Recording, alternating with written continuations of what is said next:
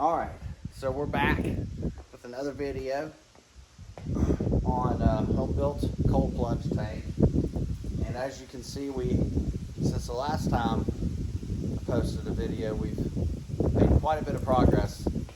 Some of it I just couldn't get on camera, and other times I forgot. So since then, not a whole much has changed. You can tell we have gone ahead and we've stained the top. We finished building it out, stained it, put some handles on it, and mounted it. It's heavy. I have not installed any of those gas struts. Gonna get some of those. Right now, this is what we have. We have the foam insulated top is in. The water is in. I got it down to 42 degrees actually with just ice yesterday. And I got it in it this morning for the first time at that low of a temperature, and I made it a whole 30 seconds. That is brutally cold. And so definitely need some exposure therapy with that. We did get a door installed. We have a lot of kind of cleanup to do around that. Of course, this will be the door to the internals.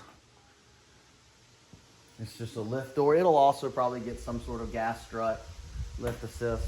All right, so pretty straightforward. We'll do trim work and some molding to try to clean it up and look pretty, to cover up my imperfections. As I've said before, I am far from a carpenter. So let's come around here. We're gonna actually put something else on today. Right now we have 3 hinges on the back. We've got some of the backings on. So we're using a faux brick. It looks pretty good. Don't think it's gonna hold up to water too well. More to come on that. I think we can get it sealed off pretty good from the water. Our 4th hinge will go on once we get this other piece on. Let's see, trying to position this camera. I need a videographer to do this. Make it a lot easier. All right, so let's drop this. Hey, how about that?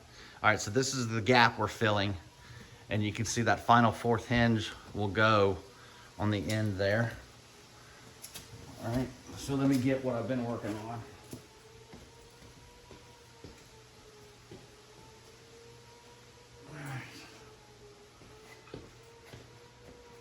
So this is the panel we've been working on.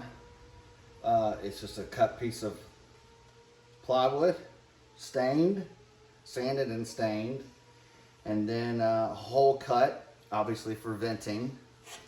We're gonna mount this today because I believe we can go ahead and button this side up, and when we get all of our equipment, we can put it all in through the front and the side door. I think we can go ahead and button this up. If I need to drill holes for power through this, I can. My intention is to go down though with the power.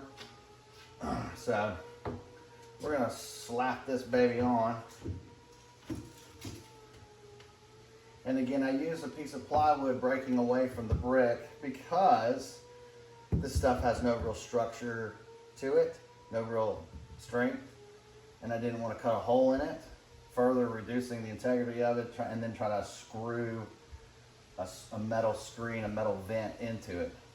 So we just went with a matching stained piece of plywood, which looks fine, I believe. Again, this is the back of it, so it is what it is. Out of sight, out of mind, right? All right, let's get some tools.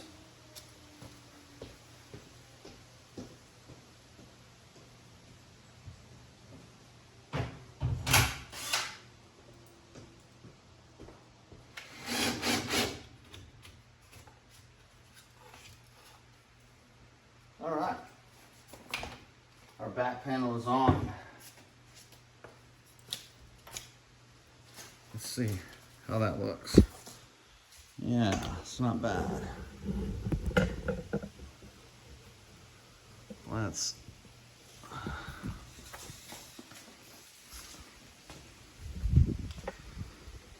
not terrible.